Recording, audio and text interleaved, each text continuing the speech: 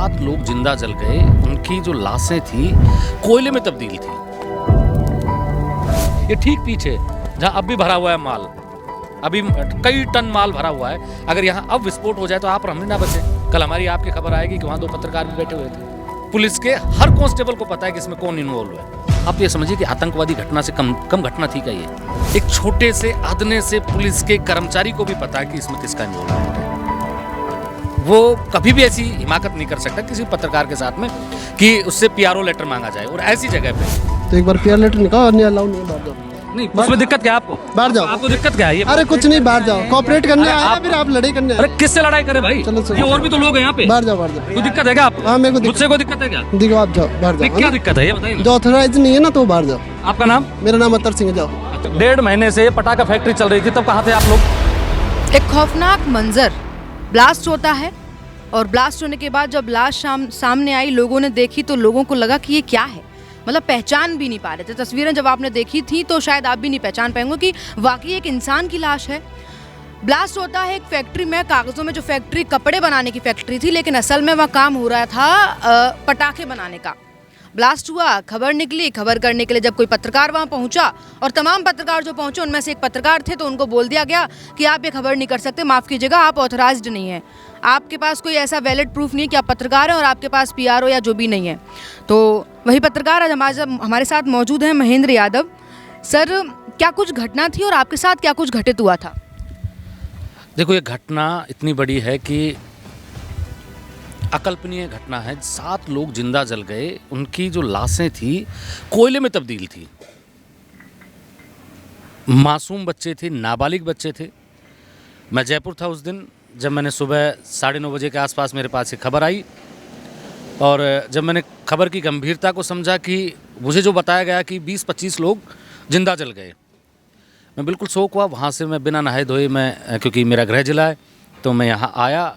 तकरीबन मुझे 2:30 से 3 बज गए होंगे, और जब मैं आया तब तक यहाँ जिला कलेक्टर महोदय अर्तिका शुक्ला जी मौजूद थी, मंत्री संजय शर्मा भी आ गए थे, यहाँ तिजारा से विधायक बाबा बालक नाथ जी वो भी आ गए थे।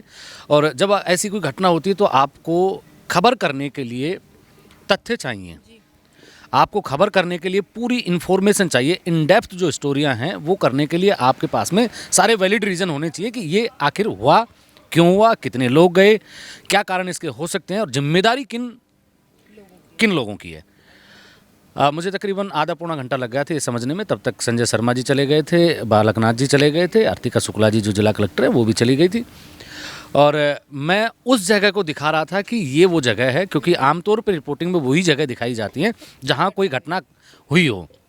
मैं वहाँ दिखा रहा था तो पहले तो मैं नहीं पहचानता था, और जो तहसीलदार महोदय थे उन्होंने रिक्वेस्ट की कि सर आप आगे मत जाइए जहाँ वो घटना घटी थी। आपने भी तो देखी होगी, जो एक शटर था, मतलब वो जो ब्लास्ट था वो इतना भयंकर था कि एक शटर टूटकर ब्लास्ट में और दूसरी बिल्डिंग में तकरीबन 50 मीटर दूर चला जाए, तो आप सोचिए कि वो धमाका कितना भयंकर रहा होगा।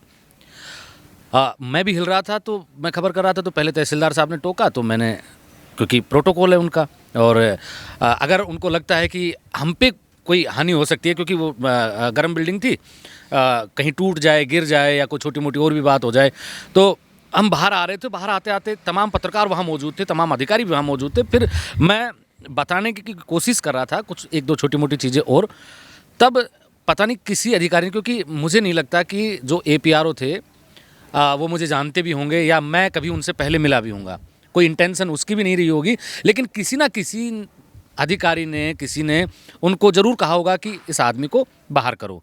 क्योंकि मैं जब स्टोरी करता हूँ, जब भी मैं कोई खबर करता हूँ, तो मैं कोशिश करता हूँ कि हर वो रीज़न, हर वो जिम्मेदारी, सत्ता से आंखों में आंखें डाल के सवाल, जिन जिन लोगों की जिम्मेदारी है उनसे सवाल वो करने की मैं कोशिश करता हूँ।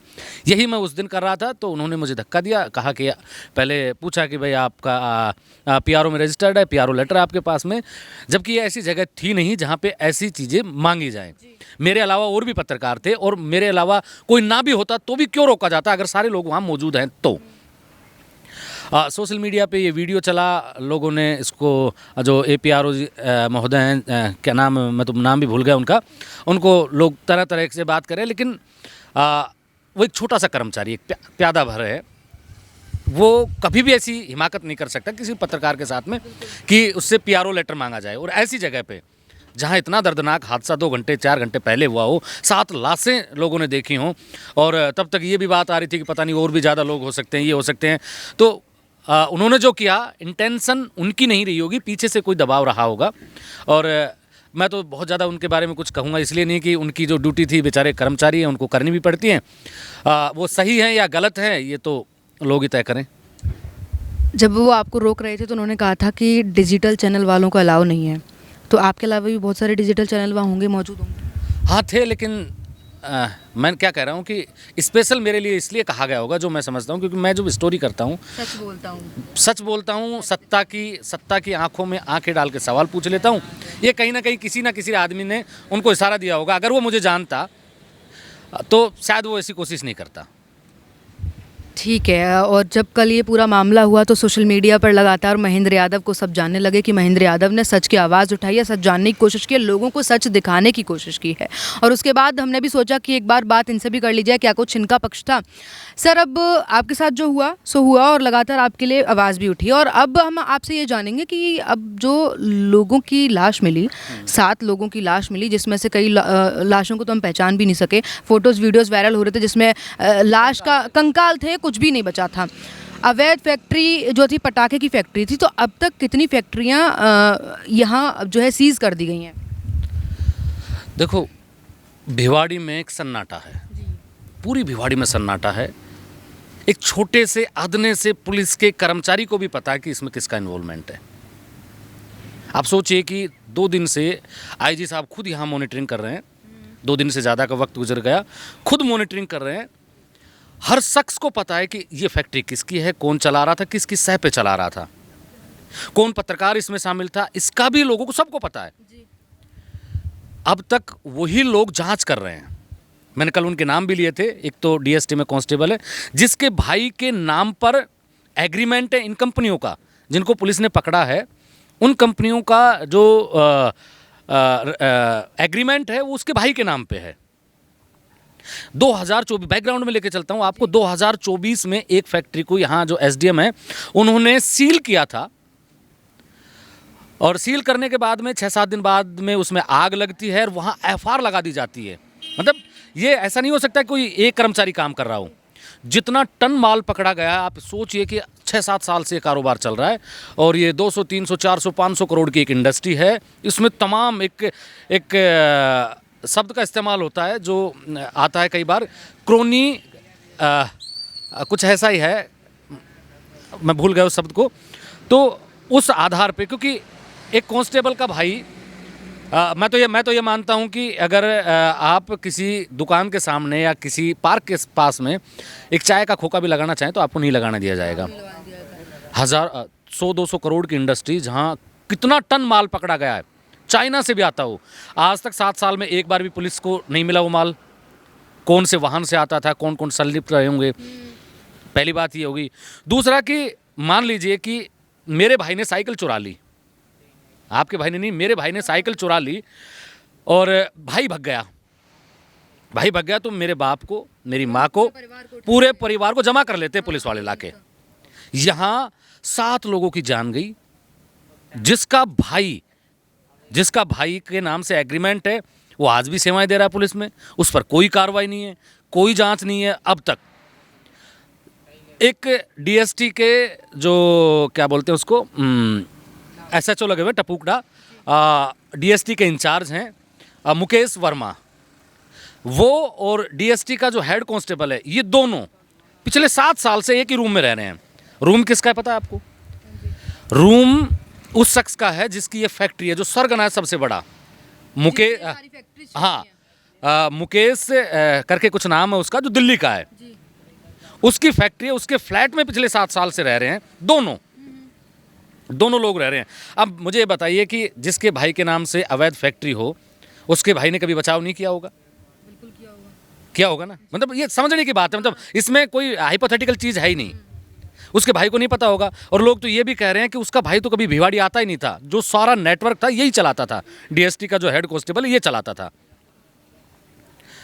अब ये दोनों भी नहीं चला सकते,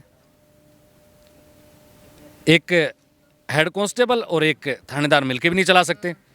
इसके पीछे भी कोई बड़ी ताकतें हैं। जब 2024 में जिस फैक्ट्री को सीज किया गया उसमें ब्लास्ट हुआ, फिर एफआर लगा दी गई, वो किसके बिहाफ पे लगी होगी, इसकी भी जांच होनी चाहिए।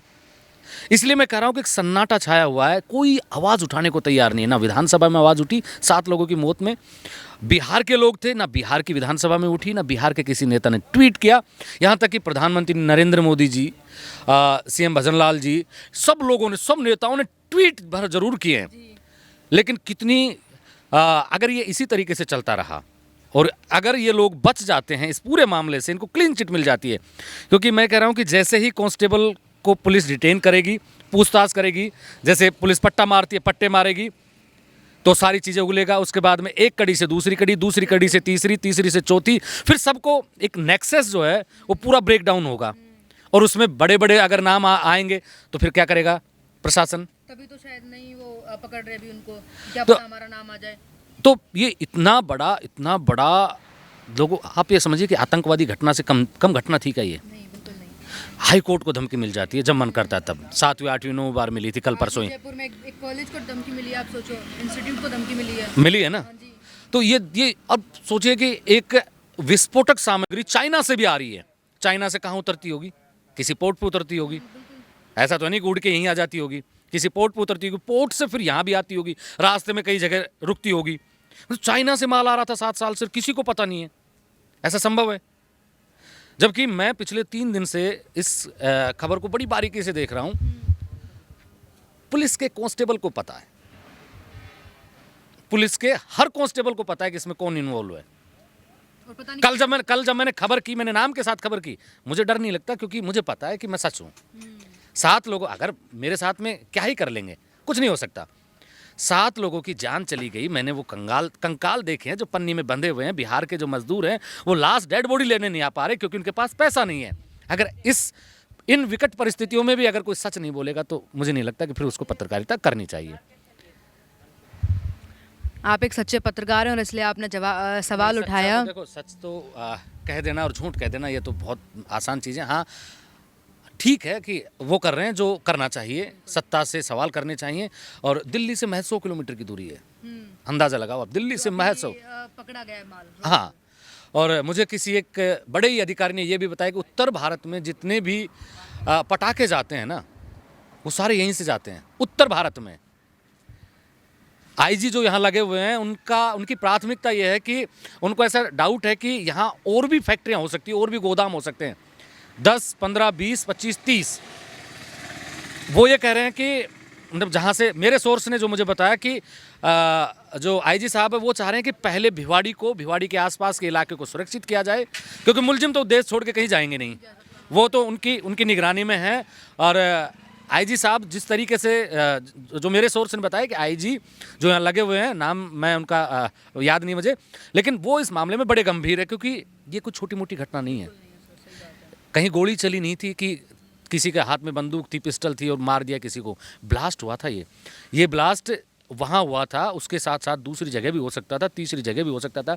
ये ठीक पीछे जहाँ अब भी भरा हुआ है माल, अभी कई टन माल भरा हुआ है। अगर यहाँ अब विस्फोट हो जाए तो आप और हम ना बचें।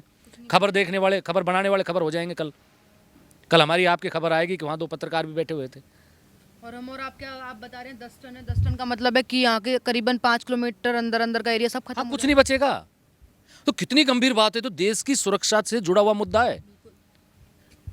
दिल्ली में अभी कुछ दिन पहले एक बम ब्लास्ट हुआ था, एक गाड़ी में हुआ था ना। बिल्कुल हुआ था। वो कहाँ से आया होगा? लाल किले के आसपास हुआ था। और उससे पहले फरीदाबाद में आपका आईडीएक्स पकड़ा गया था।